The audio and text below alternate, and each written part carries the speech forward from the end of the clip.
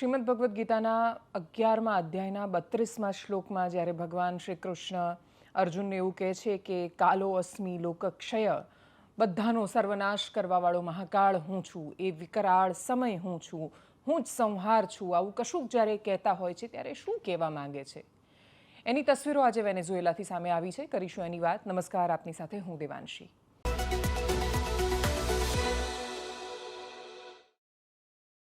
માણસ જ્યારે ચારેય બાજુ યુદ્ધોથી વિનાશ ફેલાવે છે અને પોતાની શક્તિનો પરિચય કરાવવાનો પ્રયત્ન કરે છે ત્યારે અચાનક જ સદીઓમાં છૂટી છવાઈ બનતી દુર્ઘટનાઓ માણસને સર્જન અને વિનાશ એ બંનેના ક્ષેત્રમાં એની વિષાદ સમજાવતી દુર્ઘટનાઓ આપણે આંખો સામે જોઈએ અને માણસે ઊભા કરેલા સામ્રાજ્યો, એની વર્ષોની મહેનત, એના અતિશય યત્નથી ઊભા થયેલા સામ્રાજ્યો, બહુ જ મોટી બિલ્ડિંગો, ઇમારતો, એ બધું જ આમ પત્તાના મહેલની જેમ ધરાશયી થતા જોઈએ ત્યારે આપણને સમયની અને વિનાશની બંનેની કિંમત સમજાય.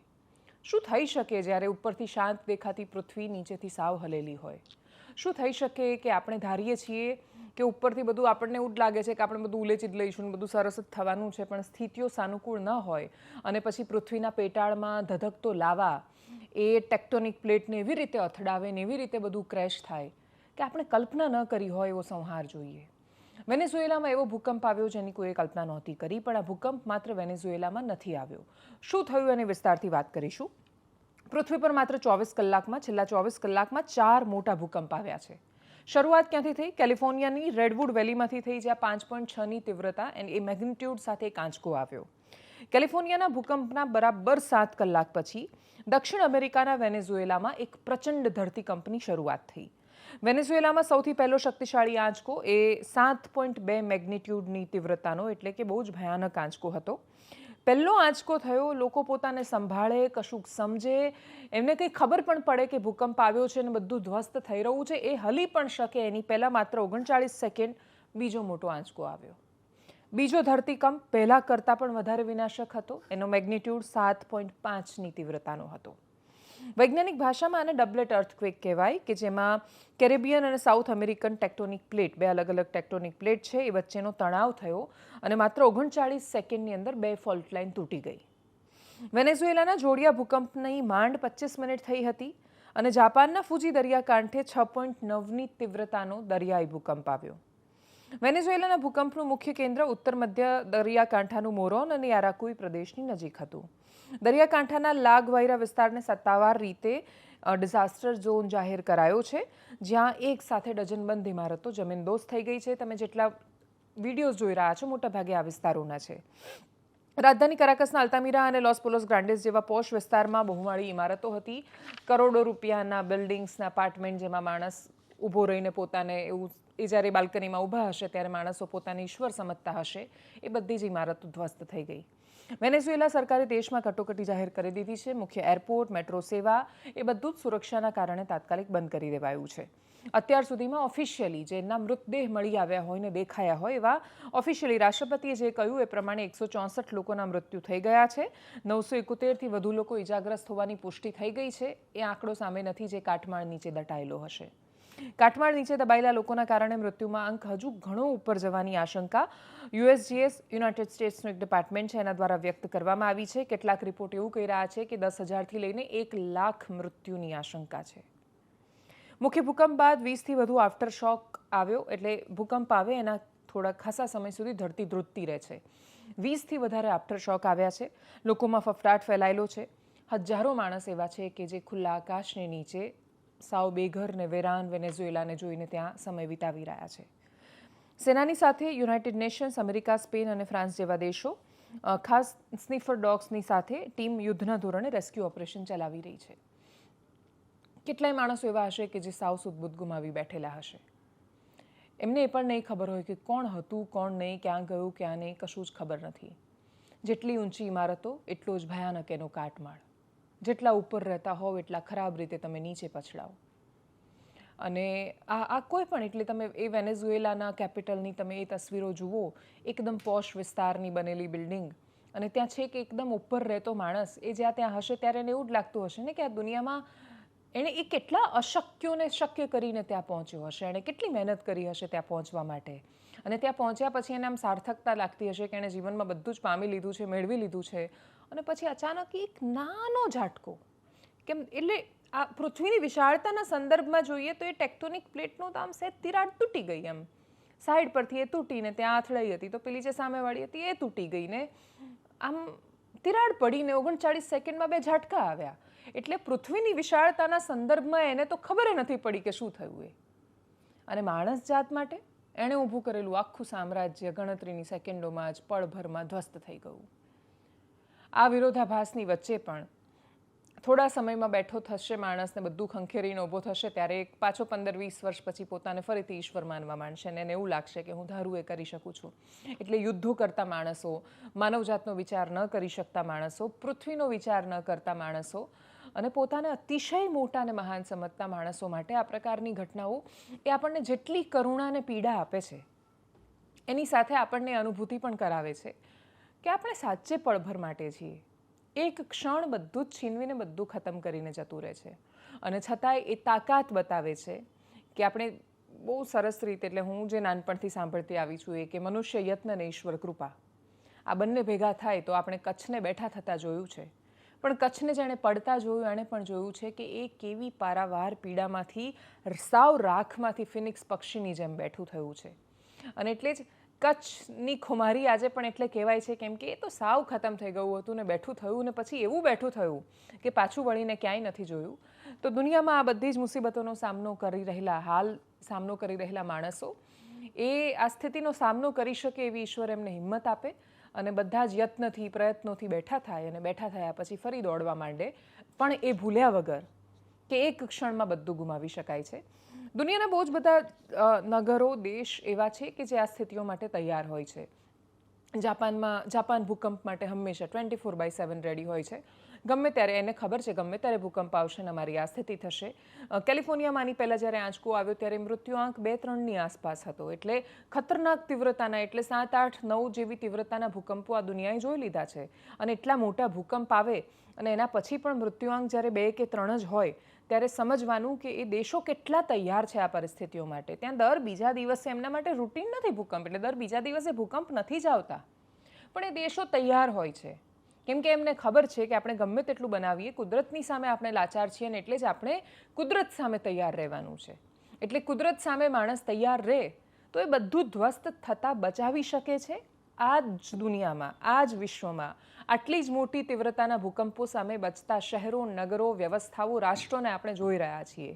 અને એક ક્ષણમાં પત્તાની જેમ સાવ બધું ધરાશયી થઈ જાય અને ખતમ થઈ જાય એવી વ્યવસ્થાઓ પણ જોઈ રહ્યા છીએ. આપણે નક્કી કરવાનું છે કે આપણે અતિશય ક્રૂર, ખરાબ અને વિકરાળ પરિસ્થિતિ માટે તૈયાર છીએ કે પછી આપણે એવું કહી દઈશું કે કાલો અસ્મિ, સમય હું જ છું દરેક લોકના ક્ષય માટે જ્યારે પણ આ સમય આવે છે ત્યારે. વેનેઝુએલામાંથી જે તસવીરો સામે આવી છે કરીએ એના પર નજર.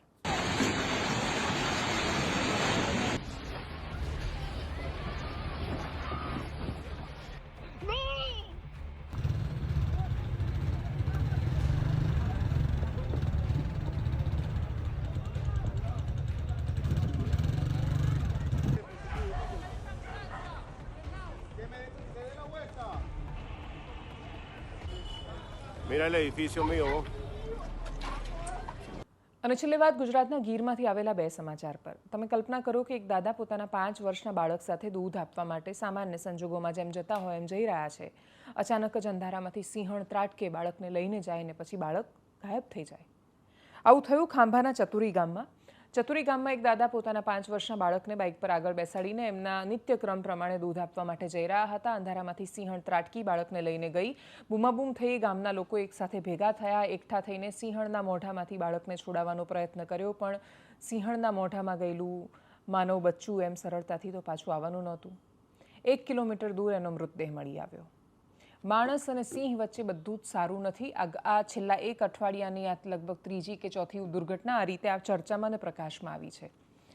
આની પહેલાં રાજુલા પાસેના વિસ્તારમાં, આપણે પીપાવાવ પોર્ટ પાસેના વિસ્તારમાં એક વ્યક્તિ ઉત્તરાખંડથી આવ્યો હતો, જઈ રહ્યો હતો, માત્ર એનું માથું મળી આવ્યું. આખું શરીર છે સિંહ ભેગા થઈને સિંહોએ મિજબાની કરી હતી માણસને મારીને અને ખાઈ ગયા એ માણસને. સિંહ માટે તો એ પોતાનો શિકાર હતો. એક વ્યક્તિ કેટલાય સમયથી ગુમ હતો. લોકોએ આશંકા વ્યક્ત કરી કે નહીં, એ તો કદાચ એને સિંહે મારી નાખ્યો છે. એટલે અને સિંહ ખાસા છે, 1000 કરતાં વધારે સિંહ છે, અનેક વિસ્તારમાં છે, એટલે આખું સૌરાષ્ટ્ર આનાથી પ્રભાવિત છે. એટલે એક સમયે જે હતું કે બહુ જ પ્રેમથી રહેતા સંબંધોમાં ઘર્ષણ વધ્યું છે. સ્થાનિક લોકો એનો ભોગ બને છે, કેમ કે સ્થાનિક લોકોને કંઈ સિંહનું એવું નથી કે એને બેટરી પાડીને જોવા જાય કે પછી એની પાછળ બાઇકો દોડાઈને એને જોવા જાય. પણ ભોગ એનો બને છે કે જે લોકો અહીંયાથી સિંહ જોવા જાય છે ને એમને બતાવવાના પૈસા લેવાના નામ પર અથવા રોલો પાડવાના નામ પર જે લોકો સિંહને હેરાન પરેશાન કરે છે, સિંહ હવે સ્થાનિકોને હેરાન કરે છે. ત્યાંના એક સ્થાનિક વ્યક્તિ કે જે સિંહોની આજુબાજુ જન્મ્યા ઉછર્યા મોટા થયા, એમણે કહ્યું કે મેં ક્યારેય એવું નહોતું જોયું કે મારી ગાડી જતી હોય ને સિંહ પાછળ દોડે. આવું તો થાય જ નહીં. બીજી એક સમસ્યા એ પણ આવી રહી છે કે સિંહ જ્યારે કોઈ પણ જગ્યાએ મારણ કરે છે, શિકાર કરે છે, એના પછી ફોરેસ્ટ ડિપાર્ટમેન્ટ એનું મારણ છે એ ખાસું અંદર જંગલમાં ક્યાંક મૂકી આવે છે. એના કારણે સમસ્યા એ આવે છે કે સિંહ બગવાઈ જાય છે. એને એવું થાય છે કે મેં માંડ બહુ પ્રયત્નો કર્યા પછી એક શિકાર કર્યો અને એ ક્યાં ગાયબ થઈ ગયો. એનો શિકાર ગાયબ થાય ત્યારે પણ એ વધારે રગવાયો થાય છે. જંગલની અંદર એટલું ગાઢ જંગલ બનતું જાય છે કે સિંહ હરણ બધા તમને એક જગ્યાએ એક રસ્તા પર જોવા મળે. ફોરેસ્ટને જાણતા એક વ્યક્તિએ ધ્યાન દોર્યું હતું કે જ્યારે અમારી ટીમ જ્યારે જંગલમાં ગઈ ને એમણે કહ્યું કે અમે એક સાથે 10-11 સિંહ જોયા, 17-18 સિંહ જોયા, સોરી. તો એમણે કહ્યું એક સાથે 17 સિંહ જોયા. એટલે એમણે આમ બહુ જ રોમાંચથી જ્યારે આ વાત કરી ત્યારે એમણે એવું કહ્યું કે આ સ્થિતિ બહુ સારી નથી કે એક સાથે આટલા સિંહો તમને જોવા મળે, સિંહના ટોળા જોવા મળે, બહુ સરસ સ્થિતિ હોતી નથી જંગલ માટે પણ, સિંહ માટે પણ. એટલે આ સ્થિતિની વચ્ચે એક બાજુ ખાંભાના ચતુરી ગામમાં 5 વર્ષના બાળકના મૃત્યુના સમાચાર છે, બીજી બાજુ જૂનાગઢમાં રબારી નેસ પાસે એક 6 માસના સિંહ બાળનો મૃતદેહ મળી આવ્યો. સિંહનું બચ્ચું 6 મહિનાનું હતું અને એને કોઈએ મારી નાખ્યું હતું. હથિયારથી એના પર હુમલો કરવામાં આવ્યો હતો સિંહ બાળને. એટલે જે લોકોએ સિંહના કબ્સ જોયા હોય એને ખબર છે કે એ કબ્સને જોઈને આપણને બહુ પ્રેમ ઉભરાય. એ સિંહ બાળને મારી નાખ્યું. હવે સિંહની શિકારી વૃત્તિ હોય, માણસની શિકારી વૃત્તિ હોય કે સિંહના બાળકને મારી નાખે. 6 મહિનાના સિંહ બાળનો મૃતદેહ મળી આવ્યો. ખબર એ રીતે પડી કે વન વિભાગને ખબર પડી કે એક બચ્ચું ગુમ છે. એમણે રેસ્ક્યુ ઓપરેશન સતત હાથ ધર્યું, શોધ્યા, મૃતદેહ મળ્યો. ખબર પડી કે કોઈએ મારી નાખ્યું છે. સક્કરબાગ ઝૂમાં એનું પોસ્ટમોર્ટમ કરવામાં આવ્યું અને ત્યાં સંભવતઃ સસ્પેક્ટ જે છે 52 ચાવડા, એમની ધરપકડ કરી છે. એક માણસે સિંહ બાળને મારી નાખ્યું. કારણ શું એ આગળ જતાં ખબર પડવાની છે. પણ આ પ્રકારના કોન્ફ્લિક્ટની વચ્ચે સામાન્ય માણસોમાં ભયનો માહોલ છે અને એમાંય જ્યારે પોતાની આંખોના દેખતા બાળકને સિંહ ઉપાડી જાય ત્યારે એ પરિવાર પર શું વીતતી હોય છે એની સ્થિતિની આપણે માત્ર કલ્પના કરી શકીએ છીએ. ગ્રાઉન્ડ ઝીરો પરથી શું તસવીરો સામે આવી, કરીએ એના પર નજર. આજ સાંજના સમયે 8 થી 8:15ના સમયમાં આ બનાવ બન્યો છે કે સિંહણ અને 2 સિંહણ કે સિંહ દાદાના હાથમાં જયરાજ કરીને દીકરો હતો અમારા ભાણિયાભાઈ, એ દૂધ દેવા જતા હતા. ત્યાંથી એના હાથમાંથી જોટાવીને સિંહણ લઈ ગઈ અને ગામજનો બધા એકઠા થઈને પાછળ જંગલ વિસ્તારમાં બધા ગોતતા હતા. અમે ફોરેસ્ટ વિભાગ કોઈ હજી આવ્યો નહોતો. અમારા ગામના 2-3 જવાન લાકડી વડે હુમલો કરીને બાળકને છોડાવ્યું. બાળક મૃતદેહ હાલતમાં મળેલું હતું. અને મારી માંગ એવી છે કે શનિ રવિમાં વનમંત્રી અર્જુનભાઈ મોઢવાડી આવે છે કે એને એ જ કહેવાનું ભાઈ અમારું માનવ રક્ષણનું પ્રોટેક્શન અમને આપો અમારા ગામમાં. આ બનાવ પહેલી વાર નથી, આ વારવાર બનાવ બનેલો છે. અને આની આગલી રાતે પણ સિંહને સિંહણ આખી રાત હોવા નથી દેતા. એ મારા ઘરની આગળ અમે 4-5 વાગ્યા સુધી આખી રાત જાગવાનું અમારે. અહીં કોઈ અધિકારી કોઈ કાંઈ ધ્યાન દેતું નથી. તો હવે અમારી માંગ એ છે કે હવે આગળ આવા બનાવ બનતા રહે તો અમારું પ્રોટેક્શન કોણ આપે. એટલે અમારે અહીંયા અમારા ગામમાં ગાર્ડ, ફોરેસ્ટ ઓફિસ, અહીં બધું અમારી માંગણી એ છે કે ભાઈ અમારા ગામનું આગળની રક્ષણ બધી જવાબદારી વનમંત્રી લે, એની બાંહેધરી આપે તો નકર અમે આગળ આંદોલનની ચીમકી આપીએ છીએ.